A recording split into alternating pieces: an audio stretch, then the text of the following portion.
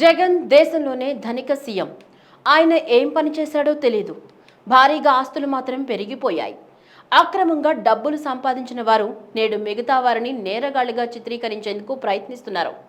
కోనసీమ వారాహి యాత్ర సమయంలోనూ 2000 మంది క్రిమినల్స్ను దించారు. ఇలాంటివి చేస్తే పరిస్థితులు తీవ్రంగా ఉంటాయని కేంద్రం హెచ్చరించింది అని పవన్ కళ్యాణ్ తీవ్ర వ్యాఖ్యలు తెలుగు రాష్ట్రాల్లో ప్రకంపనల్ని సృష్టిస్తుంది. అలాగే చంద్రబాబు అరెస్ట్ దేశవ్యాప్తంగా సంచలనం కలిగించగా 24 గంటల పాటు జరిగిన పరిణామాల మధ్య చంద్రబాబుకు 14 రోజులు రిమాండ్ విధించి రాజమండ్రి జైలుకు తరలించారు. ఇది రాష్ట్ర వ్యాప్తంగా ఆందోళన కలిగించిన విషయం అందరికీ తెలిసిందే. చంద్రబాబుకు రిమాండ్ విధించిన అనంతరం పవన్ కళ్యాణ్ తీవ్ర ఆవేదనలో మీడియా సమావేశంలో వైసీపీపై విరుచుకుపడ్డారు. పవన్ ఏం మాట్లాడారు? వారాహి 4వ యాత్ర మచిలీపట్నం నుంచి ప్రారంభం కానున్న నేపథ్యంలో పవన్ వ్యాఖ్యలు ప్రాధాన్యత సంతరించుకున్నాయి. ఈ విశేషాలపై ప్రత్యేక కథనం మీకోసం. నేను Shanti. Welcome to Deeksha media. Chandrababu Naidu అరెస్టుపై ప్రజలు, రాజకీయ మేధావులు, విశ్లేషకులు స్పందించారు. ఎవరి తీరులో వారు ఇది అన్యాయమని గొంతెత్తి చాటారు. మరో అడుగు ముందుకేసి జనసేనాని పవన్ కళ్యాణ్ తీవ్రంగా స్పందించి ఆవేదన వ్యక్తం చేశారు. అరెస్టు విషయం తెలిసిన వెంటనే హైదరాబాద్ నుంచి ప్రత్యేక విమానంలో బయలుదేరేందుకు ప్రయత్నించగా అడ్డుకున్నారు. చివరకు రోడ్డు మార్గాన బయలుదేరిన మధ్యలో పోలీసులు అడ్డుకోవడంతో రోడ్డుపై బైఠాయించి ఆందోళన చేపట్టారు. ఎట్టకేలకు పోలీసుల నేతృత్వంలో మంగళగిరి జనసేన పార్టీ కార్యాలయానికి చేరుకున్నారు పవన్. ఈ సందర్భంగా జరిగిన పరిణామాలపై జనసేనాని పవన్ కళ్యాణ్ మీడియాతో ఇలా మాట్లాడారు. రాష్ట్రంలో అరాచక పాలన సాగుతోంది. ఎవరు ఏమీ మాట్లాడకూడదు, ప్రశ్నించకూడదు. ఇది అన్యాయం అని ప్రజలకు చెప్పకూడదు. సభలు, సమావేశాలు నిర్వహించకూడదు. ఇదేనా ప్రజాపాలన? స్వేచ్ఛ, స్వాతంత్రం లేదా?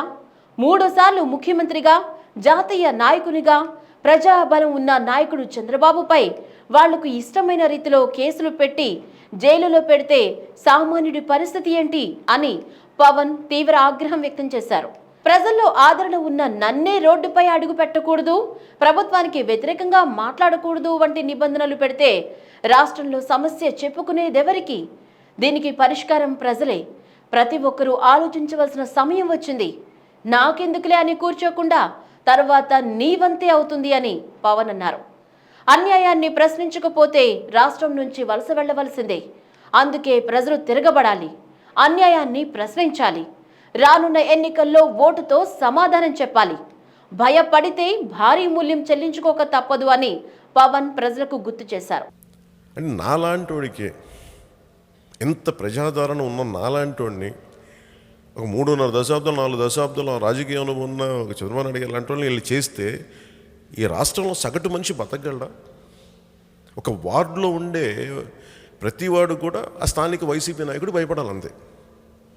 ఇది అందరూ ఇది కూర్చొని మన చంకలు కొట్టుకునేది కాదు. ఇది వాళ్ళు జరిగింది లేని మన చప్పట్లు కొట్టుకోవడానికి కాదు. ఇది ఇట్స్ క్వైట్ డేంజరస్ సిచ్యువేషన్ ఇవన్నీ.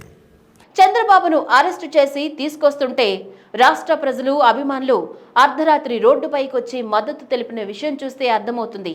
పోలీసులను, అధికారులను అడుగు కదలనివ్వలేదు.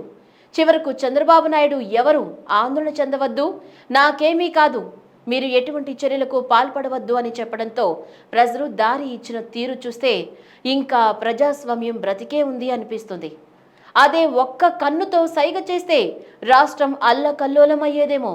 కానీ అలా చేయలేదే. అదే పరిణతి చెందిన నాయకునికి, నియంతృత్వ విధానాలు పాటించే నాయకులకు తేడా అని జనసేనాని అన్నారు. ఇప్పటి వరకు చాలా సంయమనం, సహనం పాటించాం. అయినా వైసీపీ తీరులో మార్పు లేదు. దాడులు, అరెస్టులు, వేధింపుల లక్ష్యంగా తన పందా సాగిస్తోంది. ఒక విధంగా చెప్పాలంటే వైసీపీ యుద్ధం కోరుకుంటుంది. అదే తన లక్ష్యం అంటే మేము కూడా యుద్ధానికి సిద్ధంగా ఉన్నాం, దేనికైనా రెడీ, యుద్ధమే చేద్దాం అంటూ తీవ్రంగా పవన్ సవాల్ విసిరారు. యుద్ధమే రా, మేము యుద్ధం కోరుకుంటున్నాం కదా, అలాగే పోలీస్ అధికారులు కూడా చెప్తాం. సార్ చూద్దాం, రోడ్డు మీద ఇక్కడి నుంచి రోజు మీకు మేము వస్తాం, మేము with in the constitution guide lines and democratic spirit పోకుండా ఫైట్ చేస్తాం. మీరు నిలబడండి దానికి. నువ్వు క్రిమినల్స్ తోటే నువ్వు నింపేసి మా సభల్లో గొడవలు చేస్తానంటే we're ready, then will face it. మేము చూస్తాం, మేము కూడా చూస్తాం. రానున్న ఎన్నికల్లో నేను గెలవాలన్న లక్ష్యంగా మాట్లాడడం లేదు. అలా అయితే ప్రతి మాట ఆచితూచి మాట్లాడాలి, ప్రతి అడుగు ఆలోచించి వెయ్యాలి అని అన్నారు. సామాన్యుణ్ణి దోచుకు తింటుంటే చూస్తూ ఊరుకోవాలా? రోజంతా కష్టపడి సామాన్యుడి 10 రూపాయలు సంపాదిస్తే మద్యం పేరుతో నిమిషంలో లాగేస్తున్నారే, ప్రకృతి సంపద ఇసుకను దోచేస్తున్నారు, ప్రజాధనం లూటీ చేస్తున్నారు అంటూ పవన్ కళ్యాణ్ తీవ్రంగా స్పందించారు. మద్యపానం నిషేధం తీసేస్తారని చెప్పినోడు మద్యపానం మీద డబ్బులు సంపాదిస్తుంటే ఎవరు మాట్లాడరా అని ప్రజలకు పట్టదా అనిపిస్తుంది.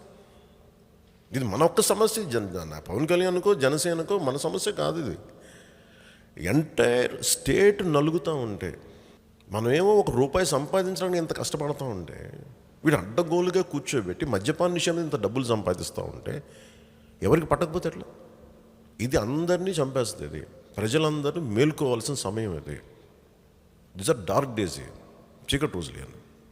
జగన్ దేశంలోనే ధనిక సీఎం.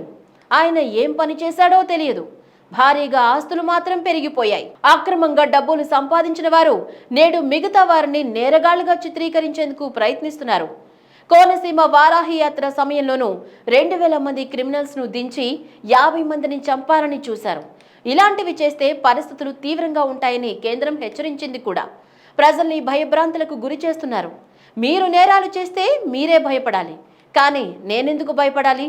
ఇలాంటి పనులన్నీ నాకు, జనసేనతో పాటు టీడీపీకి కూడా బలాన్ని ఇస్తున్నాయి. అసలు బెదిరించని వారు ఎవరున్నారు? దివ్యాంగులను బెదిరిస్తావు, ప్రజల్ని, అధికారులను బెదిరిస్తావు, పోలీస్ వ్యవస్థను నిర్వీర్యం చేశావు. G20 నుంచి ప్రజల దృష్టి మళ్లించేందుకు ఈ అరెస్టు చేయించారు. కారులో ఉండనివ్వవు, హోటల్ రూమ్లో నుంచి బయటకు రానివ్వవు.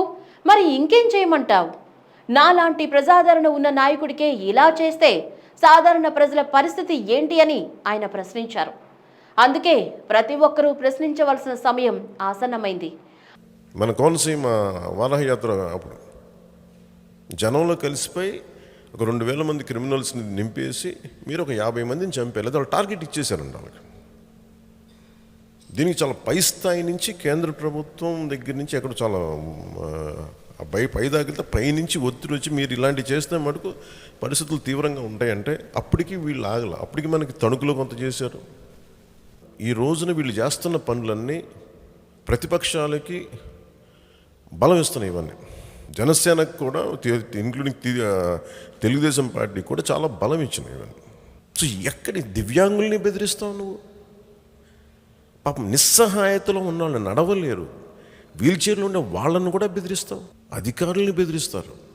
పోలీస్ అధికారులు అయితే మేము ఏం చేస్తాం సార్, మాకు వీఆర్ హెల్ప్లెస్ అండి, హ్యాండ్స్ ఆర్ టైట్స్ అని అంటారు.